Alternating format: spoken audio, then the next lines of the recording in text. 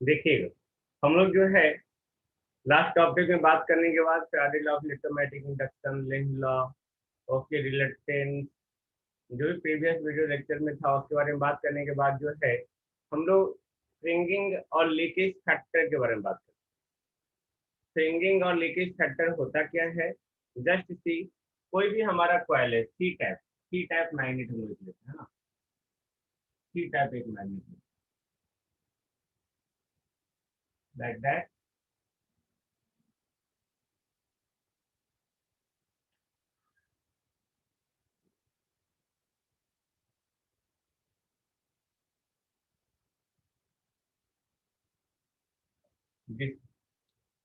अब ये सी टाइप जो मैग्नेट है हमारा, इसको हम लोग बाइंडिंग करते हैं।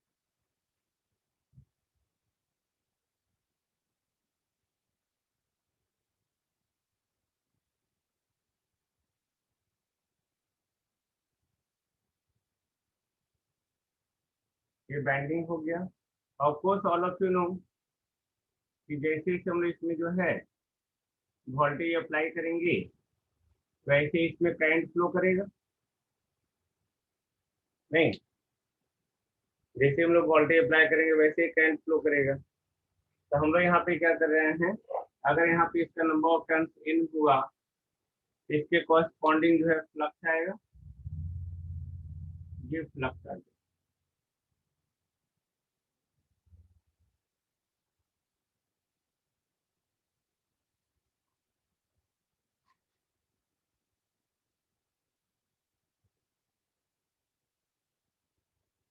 फ्लक्स का डायरेक्शन कैसा होगा? एंटी क्लॉकवाइज या क्लॉकवाइज?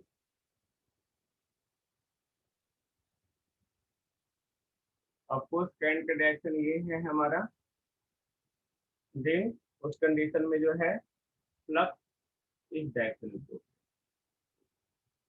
है ना। इसके साथ साथ जो है हम लोग देखते क्या है, ये आपको ट्रांसफार्मर में काम देगा बहुत ज्यादा। ओके, इसमें लीकेज फ्लक्स होता है। ओके, ये देखिए आपका जो है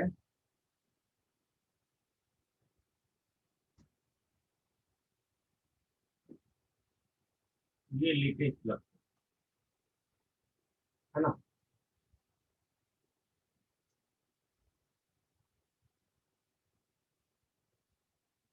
ये लीकेज फ्लक्स। ओके, ये जो मैं ग्रीन से दिखा रहा हूँ इसमें फ्लक्स का डायरेक्शन यही होगा, ये लीकेज फ्लक्स होगा।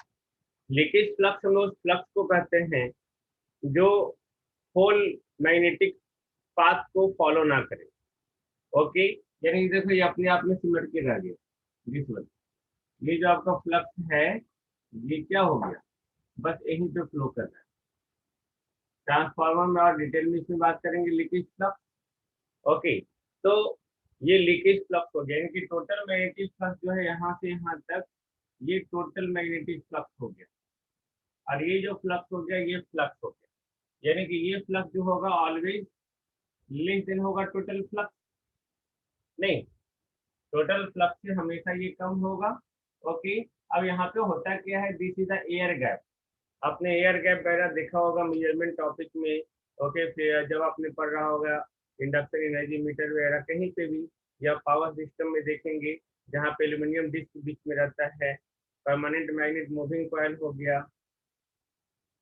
ओके, ये बस मैग्नेटिक फ्लक्स का पाथ है, आप इसको देखो, इसको तो बहुत बड़ा हम नहीं कर सकते थे भाई। ओके, ये देखो,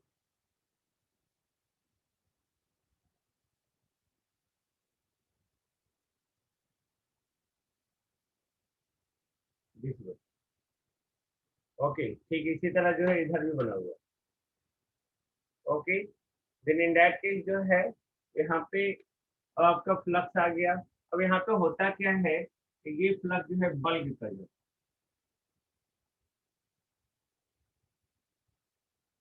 दिस बल्क करना, ये बल्गिंग। बल्गिंग मतलब, बल्कि मतलब क्या हो गया कि यहाँ पे, ओके, कि क्रॉस सेक्शनल एरिया इसका जो है एयर गैप में बढ़ जाता है। यहाँ पे क्रॉस सेक्शनल एरिया इसका ये है। अब इसका क्रॉस सेक्शन एरिया जो है पहले से वो बढ़ गया। ओके, तो पहले से क्रॉस सेक्शन एरिया बढ़ गया, ऐसा क्यों? तो यहाँ पे इसी प्रोसेस को, इसी फिनोमेनन को कहते हैं फ्रिंगिंग। फ्रिंग, है ना? फ्रिंग का डिक्शनरी वर्ड है, आप देख सकते हो। तो fringing that is the phenomenon of increase in cross sectional area of the magnetic flux line in the air gap। कहीं पे भी एयर गैप में अगर मैग्नेटिक फ्लक्स लाइन का क्रॉस सेक्शनल एरिया बढ़ रहा है, okay, then those phenomenon that is called fringing. उसको हम लोग फ्रिंगिंग कहते हैं। ठीक है, तो ये फ्रिंगिंग हो गया। यानी कि हम लोग बोल सकते हैं कि अगर कहीं भी क्रॉस सेक्शनल एरिया बढ़ रहा है मैग्नेटिक फ्लक्स का, ओके, तो वो बल्किंग, बल्क मतलब ये होता है क्रॉस सेक्शन, मतलब ओवल से, जैसे हम लोग बाइसेप वगैरह बनाते हैं ओवल से, है ना? जो भी हमारा है मतलब बॉडी ये सपाट है, अब यहाँ से ये उठ गया ओवल से, ओके, ट्राइसेप ओवल से, तो ये ओवल शेप यहाँ पे हो जा रहा है, दिस वन ओवल शेप। अगर ऐसा होता है, ओके, तो उसी को हम लोग बल्किंग करते हैं। यानी कि हम लोग बोल सकते हैं the increasing cross sectional area of the magnetic flux in the air gap that is called bulking. अब बल्किंग के फिनोमेनन को हम लोग क्या करते हैं? फ्रिंगिंग। ओके, तो यही हम लोग जो है यहाँ पे बात कर रहे हैं। अब ड्यू टू फ्रिंगिंग हो क्या रहा है? ड्यू टू फ्रिंगिंग जो है मैग्नेटिक फ्लक्स का एरिया बढ़ जा रहा है। तो सोचो, फाई इक्वल टू होता है बी इंटू ए। फ्लक्स तो जो आ रहा है, जितना फ्लक्स इसमें आ रहा है उतना फ्लक्स इसमें जाएगा, तो फ्लक्स तो हमारा कांस्टेंट है। जब ये कांस्टेंट है और एरिया बढ़ रहा है, यानी कि मैग्नेटिक फ्लक्स डेंसिटी क्या होगा? मैग्नेटिक फ्लक्स डेंसिटी आपका घट जाएगा, है ना? मैग्नेटिक फ्लक्स डेंसिटी घट जाएगा, यानी कि अब हमारा क्या हो जाएगा? सिंपल, ओके, कि हम लोग बोल सकते हैं कि ड्यू टू फ्रिंगिंग जो है मैग्नेटिक फ्लक्स डेंसिटी वो क्या हो रहा है? घट जा रहा है ना? ड्यू टू फ्रिंगिंग एक्चुअली क्या हो रहा है? क्रॉस सेक्शनल एरिया बढ़ रहा है, लेकिन for the given magnetic flux जो दिया हुआ है कांस्टेंट है, उसके चलते एरिया बढ़ने के कारण जो है मैग्नेटिक फ्लक्स डेंसिटी को घटना मैंडेटरी है, जरूरी है। अगर नहीं घटेगा, एक बढ़ गया तो ये भी बढ़ जाएगा। तो ये मैग्नेटिक फ्लक्स हमारा कांस्टेंट है, तो अगर ये कांस्टेंट, अगर ये बढ़ रहा है तो इसको घटना होगा। यानी कि हम लोग बोल सकते हैं कि यहाँ पे एयर गैप में मैग्नेटिक फ्लक्स डेंसिटी वो क्या हो रहा है? घट जा रहा है। यही है हमारा फ्रिंगिंग। अब इसमें एक टर्म है हमारा लीकेज फैक्टर। लीकेज फैक्टर जो है, लीकेज फैक्टर, लीकेज फैक्टर एक रेशियो है। रेशियो किसका? टोटल फ्लक्स का और जो यूजफुल फ्लक्स है। यूजफुल फ्लक्स तो इतना ही है जिसको हम लोग यूज करेंगे। ये तो लीकेज हो रहा है, यहाँ पे भी लीकेज हो जा रहा है, बट ये टोटल फ्लक्स है हमारा, है ना? तो टोटल फ्लक्स जो भी प्रोड्यूस हुआ इस वाइंडिंग के द्वारा, इस सोर्स के द्वारा, वो total flux divided by useful flux, हम लोग इसको लिख सकते हैं। Total flux divided by useful flux. Got it? तो अब बताओ, टोटल फ्लक्स जो होगा यूजफुल फ्लक्स से हमेशा ज्यादा होगा, है ना? यानी कि लीकेज फैक्टर जो होगा वो हमेशा ग्रेटर देन 1 होगा। ओके, इसको दूसरे टर्म में भी आप लिख सकते हैं। Okay, total flux, okay, flux created by winding of flux in the iron path, ये आयरन पाथ है, और वाइंडिंग के द्वारा जो प्रोड्यूस हो रहा है ये वो फ्लक्स है। ओके, और आयरन पाथ में जो फ्लो कर रहा है वो ये फ्लक्स। आप इसको ये भी लिख सकते हैं। Then this is the leakage factor. I think no problem, नहीं ना? ओके, अब जो फ्रिंगिंग और लीकेज फैक्टर के बाद हम लोग स्टडी करेंगे वो है सेल्फ और म्यूचुअल इंडक्टेंस, जो एक्चुअल में टॉपिक है नेटवर्क थ्योरी का। लेकिन आप ट्रांसमिशन डिस्ट्रीब्यूशन में, ओके, इलेक्ट्रिक मशीन्स में, सब जगह आपको इंडक्टेंस का कंसेप्ट होना जरूरी है। अदरवाइज वहाँ पे आपको फिर नर्वस फील होगा, कॉन्फिडेंस नहीं आएगा कि हम क्या पढ़ रहे हैं। ओके, तो यहाँ पे सेल्फ इंडक्टेंस है क्या, याद रखेंगे। सेल्फ इंडक्टेंस जो होता है वो ऑलवेज एसोसिएटेड होता है सिंगल कॉइल से। सिंगल कॉइल यानी कि सिंगल कॉइल से जुड़ा हुआ टर्म है। म्यूचुअल इंडक्टेंस जो है वो ऑलवेज एसोसिएटेड है, ओके, टू कॉइल से। जब भी दो कॉइल नजदीक में रखा हुआ हो, इन दैट केस जो है okay, there will be mutual inductance. Okay, ये देखो इस तरह से आप ट्रांसफार्मर का ही फिगर बना सकते हैं। ओके, ये देखो ये ट्रांसफार्मर है, दिस वन। यहाँ भी दो कॉइल है, लेकिन ये मैग्नेटिक मटेरियल से जुड़ा हुआ है ना। इसको भी आप सिंगल मैग्नेटिक मटेरियल की तरह बना सकते हैं।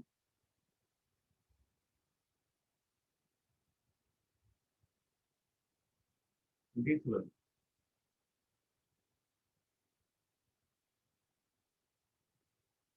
This one. ओके, अब यहाँ पे सेल्फ इंडक्टेंस मैंने क्या कहा कि इंडक्टेंस जो होता है, ओके, वो कॉइल से जुड़ा हुआ टर्म।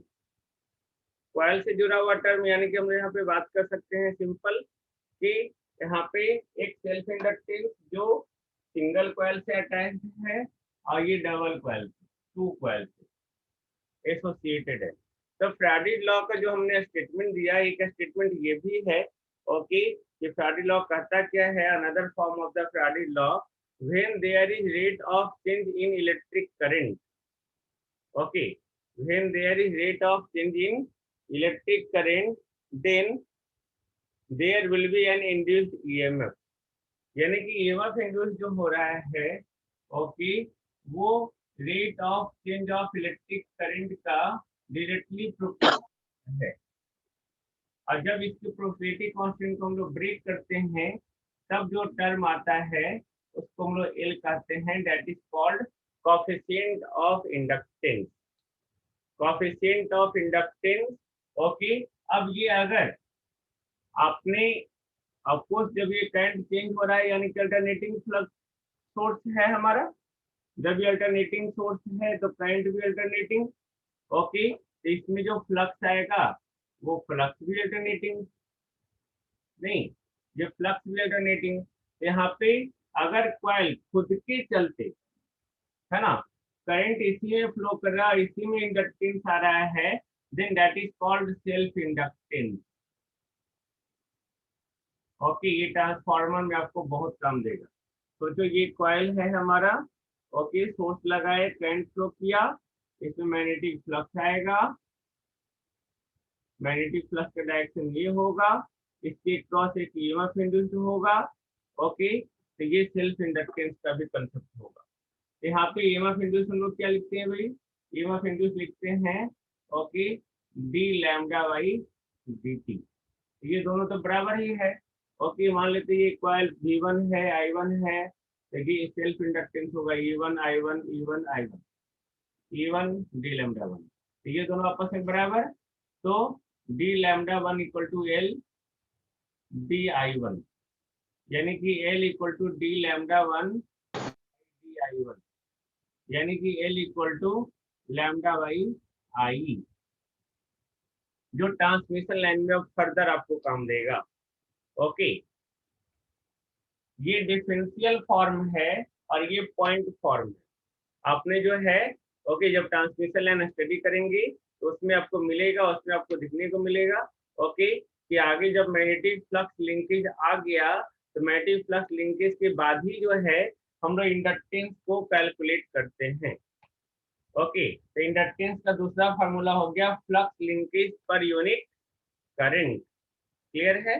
ओके, ठीक उसी तरह जो है अगर यहाँ पे हम लोग सोर्स लगाए, ओके, V1 I1, ओके, तो इसमें आपका जो है L1 आएगा, E1 जो आपका EMF इंड्यूस हुआ, L1 इसका नंबर ऑफ टर्न्स है, इसमें भी E2 आएगा। क्यों? क्योंकि इसका फ्लक्स कुछ इसमें लिंक होगा, नहीं, तो फ्लक्स लिंक होगा, यहाँ पे E2 जो होगा वो N2 d phi by dt होगा, या E2 जो यहाँ पे आया ये di1 by dt की चलते आया, तब इन दोनों के बीच में जो कोएफिशिएंट होगा यहाँ पे L था, सेल्फ इंडक्टेंस खुद के कारण, ये म्यूचुअल यानी कि दूसरे के कारण, है ना, जैसे आप खुद से नॉलेज गेन करते हैं तो ये सेल्फ इंड्यूस हो रहा है, मेरे से हो रहा है तो ये म्यूचुअल इंड्यूस हो रहा है, आपसे भी हम लेंगे, हम भी आपसे लेंगे। ओके, इसको हम लोग M से डिनोट करते हैं। Got it? ये सेकंड कॉइल, फर्स्ट कॉइल में करंट फ्लो कर रहा है, सेकेंड कॉइल में ईएमएफ इंड्यूस हो रहा है, तब वहां पे जो इंडक्टेंस होगा म्यूचुअल इंडक्टेंस होगा। ओके, क्लियर है? ओके, अब यहाँ पे इसी तरह जो है, यहाँ पे इसमें भी देख सकते हैं आप, ट्रांसफार्मर है ये, करंट, ये फ्लक्स, दिस वन, ये E1 और ये E2। तो E1 का वैल्यू तो यही हो जाएगा और E2 का वैल्यू ये हो जाएगा। ओके, अब सोचो हम लोग इधर भी सोर्स लगा दिए, अगर इधर भी सोर्स लगा दिए, है ना, तो इसमें करंट फ्लो करेगा। अब इसमें क्या होगा भाई, अब इसमें क्या होगा, पहले E1 इंड्यूस्ड ईएमएफ हुआ किसके चलते, इसके अपने चलते, L1 di1/dt। E2 इसमें भी अपने चलते होगा, L2 di2/dt। अब क्योंकि करंट इसमें फ्लो कर रहा है तो इसमें ईएमएफ इंड्यूस होगा ना, तो टोटल इंड्यूस्ड ईएमएफ जो होगा M di2/dt। इसमें करंट फ्लो करे, इसमें ईएमएफ इंड्यूस होगा तो M di1/dt। क्लियर? अब देखो ध्यान से, फर्स्ट कॉइल में करंट फ्लो कर रहा है I1, यानी कि वह फर्स्ट कॉइल में करंट फ्लो कर रहा है, तब ईएमएफ इंड्यूस फर्स्ट कॉइल में हो रहा है तो वहां पे L1।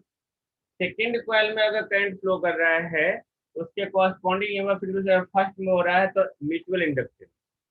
ओके, उसी तरह फर्स्ट कॉइल में करंट फ्लो कर रहा है, सेकेंड कॉइल में ईएमएफ इंड्यूस हो रहा है तो म्यूचुअल इंडक्टेंस। सेकेंड कॉइल में करंट फ्लो कर रहा है और सेकेंड कॉइल में ईएमएफ इंड्यूस हो रहा है तो सेल्फ इंडक्टेंस। मतलब फर्स्ट का फर्स्ट में हो रहा है तो सेल्फ, सेकंड का सेकंड में हो रहा है तो सेल्फ, लेकिन फर्स्ट के चलते सेकंड में, सेकंड के चलते फर्स्ट में तो mutual inductance. Okay, then this is the self inductance and mutual inductance, I think no problem. अब इसमें एक कंसेप्ट और आता है, ग्रेड कंसेप्ट। ओके, वो ग्रेड कंसेप्ट क्या है, अभी हम लोग कैलकुलेट क्या किए, L equal to lambda by I. Okay, lambda क्या है हमारा, lambda equal to n phi by n phi, तो ये हो गया n phi by I. Phi हमारा क्या है, n आई बाई रिलक्टेंस, है ना, तो इसको हम लोग लिख दिए n into n I by I और ये रिलक्टेंस, तो आई आई कैंसल, यानी कि L इक्वल टू हो गया n square by reluctance. Got it? तो रिलक्टेंस को हम लोग क्या लिखेंगे, mu n square a by l, reluctance equal to L by mu है। Then this is the great formula regarding the inductance. अभी तक आप लोग यही जान रहे थे, इंडक्टेंस जो है करंट जो वैरी करता है उसको ये अपोज करता है, आपने सर्किट थ्योरी में पढ़ा। ओके, फिर पढ़ा आपने inductance is defined as the flux linkage per unit current. Okay, आपने ये भी पढ़ा। ओके, सर्किट में आपने ये पढ़ा ना, V equal to L di/dt। नहीं, एक चीज हम लोग यहाँ भी कर रहे हैं, E equal to L di/dt। Okay, तो वो इंडक्टेंस था। ओके, यहाँ भी इंडक्टेंस है, लेकिन कहीं भी अगर कोई भी सर्किट है, मैं इसको बात कर चुका हूँ पहले भी। ओके, अगर V है, करंट है, यहाँ L है, ओके, तो क्या वोल्टेज चेंज हो तो इंडक्टेंस चेंज होगा? कभी नहीं।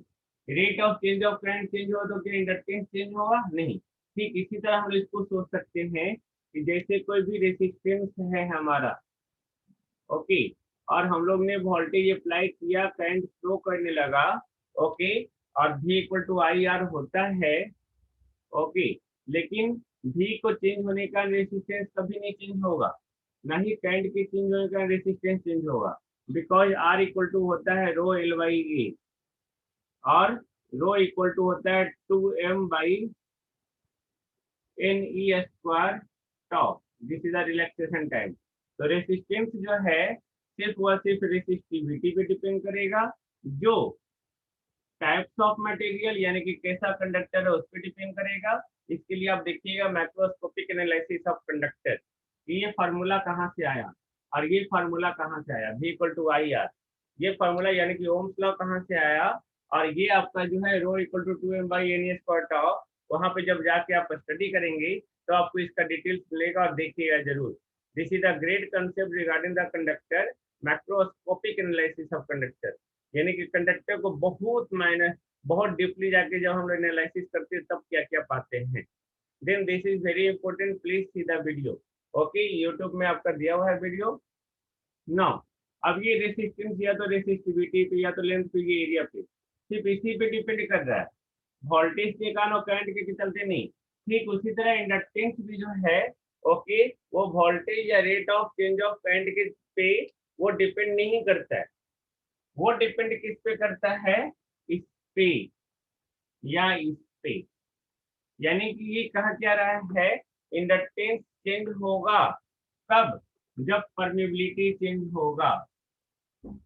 यानी कि अगर परमेबिलिटी बढ़ेगा तो इंडक्टेंस बढ़ेगा, नंबर ऑफ टर्न्स बढ़ेगा तो इंडक्टेंस बढ़ेगा, क्रॉस सेक्शन एरिया बढ़ेगा तो इंडक्टेंस बढ़ेगा, एल घटेगा तब इंडक्टेंस बढ़ेगा। ये आपको काम देगा आगे जब हम लोग current limiting reactor power system में पढ़ेंगे तो काम देगा, न्यूमेरिकल क्वेश्चन में काम देगा, ऑब्जेक्टिव क्वेश्चन में काम देगा। तो this is very very important. Got it. तो हम लोग यहाँ पे इंडक्टेंस को देखें, है ना। आई थिंक ये आपको समझ में आया, है ना। यहाँ पे इंडक्टेंस जो है कहीं भी वोल्टेज या करंट पे डिपेंड नहीं कर रहा है, कहीं पे भी नहीं, है ना। कहीं भी वोल्टेज और करंट पे डिपेंड नहीं कर रहा है, ये डिपेंड करता है अपने इंटरनल प्रॉपर्टी पे जो है परमेबिलिटी, नंबर ऑफ टर्न्स का स्क्वायर, क्रॉस सेक्शनल एरिया और length of the given material. Got it. तो ये हमारा जो है कहानी था सेल्फ एंड म्यूचुअल इंडक्टेंस का, and this is very very important.